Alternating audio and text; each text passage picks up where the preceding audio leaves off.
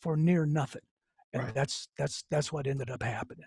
I brought in Real Roxanne, uh, The real Roxanne. Real Roxanne, Real Yeah. Roxanne, Not the phony, not the phony, the the Puerto Rican real Roxanne. Roxanne. I brought the Real Roxanne in there. One of my buddies, I mean, we brought some of the acts through there one time. I forgot some of the acts I brought through there. I know I did Real Roxanne. I did another big group that I can't think of. I think we had fresh. I know we had Alfonso Ribeiro through there, but he was coming up. Yep. Might have had Will Smith. I'm not sure, man. We might have had Will, but I know at one point. Alfonso Ribeiro came in one time, which is the thing is all that picture you'll see with all those posters with all the different groups we had. There was twice as many people there that Right. we didn't have the time to do a poster. Right. You remember if and Glenn Hinman was the best. Yeah. Good guy. And his dad's name was Rouse Hinman. That's right. And they were with Colby Poster Company. Right. And I made serious friendships with Rouse. We used to golf on Wednesday afternoons. But he told me, he says, man, I can print these things up for you in a couple of days. But he says, you got to have a couple of days to distribute them. Right. And he says that'll give you what you need. So a lot of times you'd call and say, hey, I got somebody for Friday. And this would be like a Tuesday. Well, we couldn't do posters and get them on the street in time. So we would just buy an air package and boom, we go out. So twice as many groups as appeared that we actually have posters for. So I need people to understand that. There were a lot of them. I was talking to my partner, Angelo.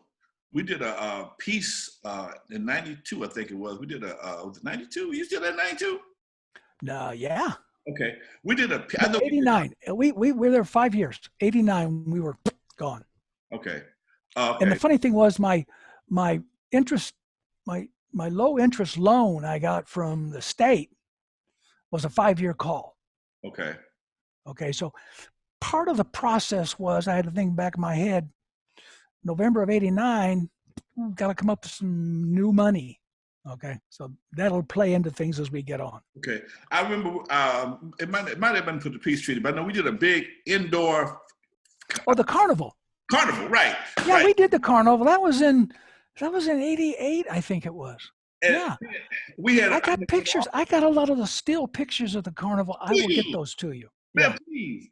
I did an indoor carnival. We had all these indoor. It was really planned out to be great. And it was amazing. 3 days straight. Yeah, it and literally stormed for 3 days straight on the week of that carnival. I think it was a Valentine's show what we did.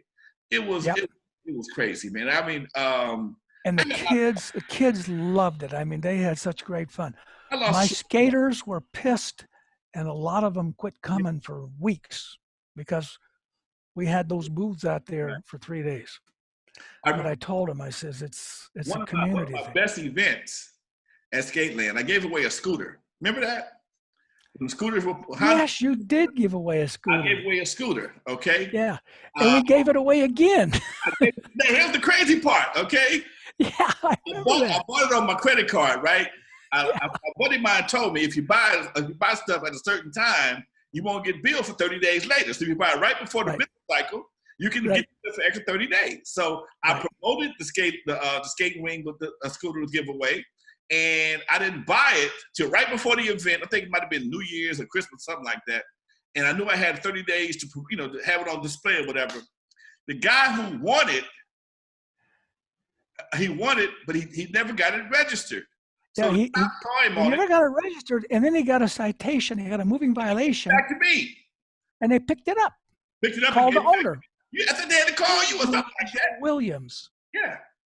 They called me back and gave it back to me, and I ended up selling the thing for the money. I sold it. I made money on the event, got the thing back, and sold it to a college student and paid the bill. So yeah, now this is a crazy story. I remember that. I remember that. Okay, nobody would believe that. All right. Man, that's the crazy things that go on. Crazy things that go on. We had a lot of fun at Skateland, man. What was one of the best memories you had for Skateland, dude?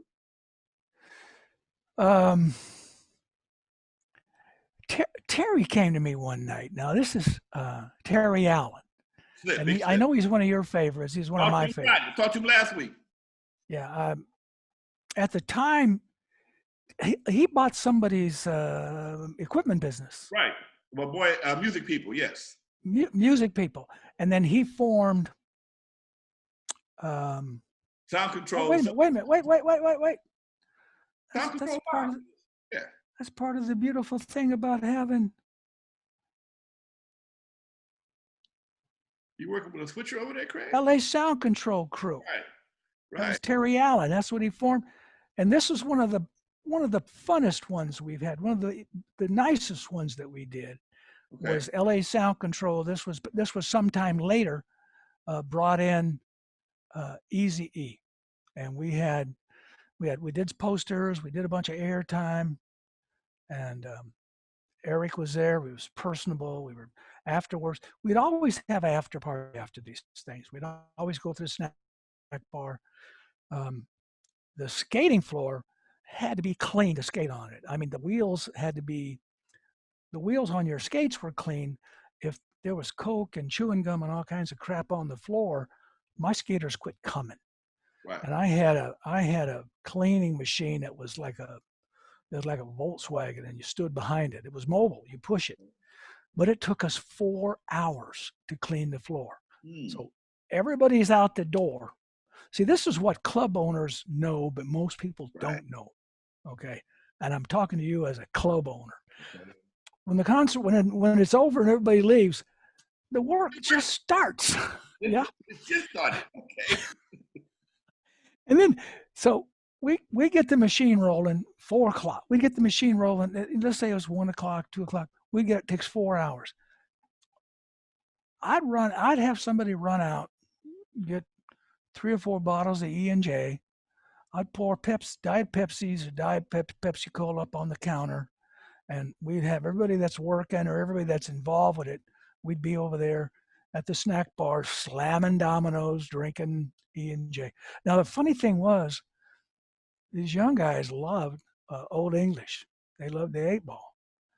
And they drink so much of it, then they get sick and throw up all over the place. So I told them, no, this program isn't working. I said, we're going to start drinking cognac. I'm going to teach you how to get drunk without getting sick. Drinking, 2 40-ounce Old English make everybody sick. Right. So we would set up E&J and Pepsi.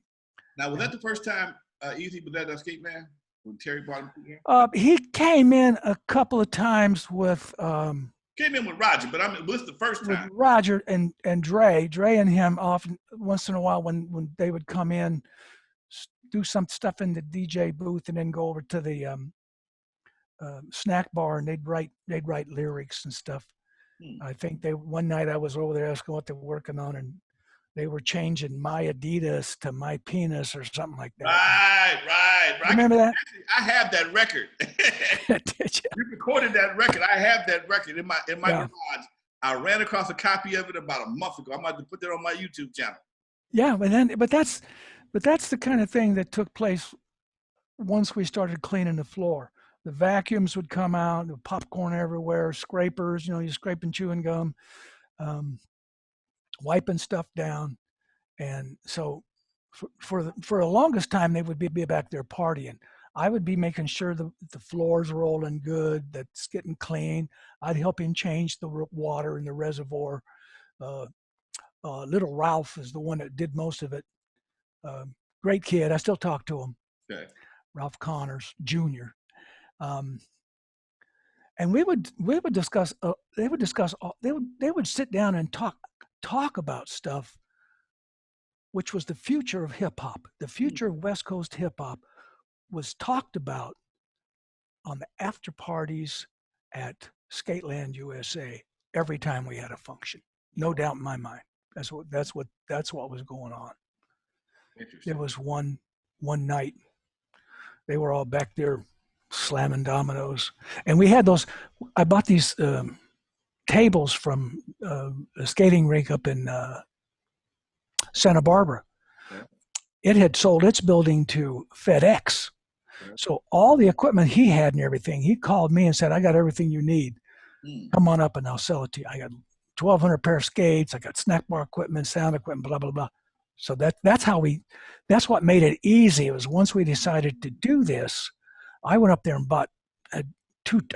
rented 2 big trucks up there, and we brought all that stuff back. So we were turnkey ready. Okay. But we were on these tables, and they were like 3 inches thick of fiberglass, and these guys loved just slapping those dominoes so hard. And that was some of the crazy things that we did as domino games. Okay.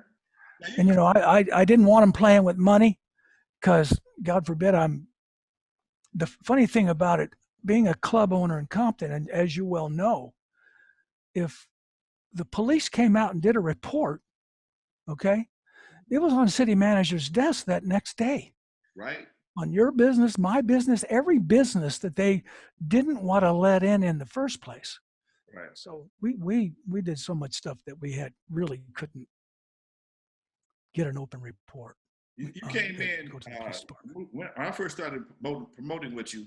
We had the Compton PD and security guards. Yes. How did that work out for you? I mean, how long did you keep that going? I know we had Reggie. Well, I'd gone to the city council, to the planning commission actually, for my first permit review. And my first permit review there, what do you think they told me? No. We don't want 600 or 700 kids in that area. We got enough trouble with gangs as it was. Wow. And I told them, I said, listen, from a police aspect, would you rather have them all in one place or all spread out all over the city causing trouble? Which is the easiest to manage, especially if I get to close the gate? Okay. So I went to another meeting, and they finally gave me a conditional use. I get to the city council, and the mayor. Who was the mayor? The dentist. I can't think of his name. The dentist? Yeah, tall, skinny guy. He said, well, we're going to require you to impose no, I said, I'll put in a metal detector. That's what it was. I'll put in a metal detector as part of my condition. So they said, okay, you got an airport style metal detector. Have people scan through it as you go in. But we want as a condition that you hire off Compton off-duty police department. And I realized, oh man, that screws up my plan, because my P&L, my profit and loss, calculated security about $9 an hour. And what did we pay back then? 18, 20? I was paying to do those off duty. 25. 20, maybe been 25 for an off-duty cop. It was $300 a night for me. Yeah. And I tried to explain to him, wow, I'm going to hire security, and they're going to be trained. And they said, no, well, as a condition, your final condition, you must hire off Compton off-duty police. So I said, okay. I realized I wasn't going to get it. So, and the funny thing was, one of the officers that would come in was young Lieutenant Reggie Wright, Sr. Right. He'd come in, and we talked at the counter a lot. And he told me, man, we don't want to be here. We'll take the money, but this, we don't mind working at the counter doing metal detection and talking with the ladies. That's a fun part of the job. But if something goes down, we're calling you, and your security going to have to come over and neutralize this thing. We're not going to get involved in that. So one night I came to Pop, and I said, we're paying $22 for guys that just want to chase skirt. That's all they want to do there. They want to chase skirt, and I don't think their heart's really in it. If something would go down, I could not get them to go out and neutralize it, especially outside. Inside, yeah. But outside, no, they weren't going to go outside. So I think after the first year, I came up for my review, and I went to him and I said, I've been here a year. We haven't had any written reports. I'll close it down. I'm going to close it down if I have to have those off-duty cops again. And they said, okay, that's fine. No, you can. We'll eliminate that condition. And they pulled it, and I was able to double my security force and still save money. Wow. Yeah, I was able to double it and still save money. And the guys I had for security, I don't remember if you remember, I don't recall if you remember them all, but my chief of security was this young gangbanger named Bobby Finch, Ponytail. Remember Ponytail? Vaguely, yeah. He had Jerry curl. He's like you. He's one of the guy that would get the activator on my jacket, screw it all up, my satin jacket. So so Bobby, he was a gangbanger, former gangbanger, and he hired a couple of other guys, former gangbangers. They were family people. They had children. They wanted to get their lives back in order. And I sit down with everybody that he hired, and I told him, "This is who you work for. This is the guy that writes your check. I don't want you thinking about what you can make or what you can do later. We got to take care of business." I made a commitment to the households in that community. I had 3 community meetings on the back parking lot, and to tell the people that lived in that area what was going to happen, because they were the ones that first went to the planning commission and did a thumbs down on it.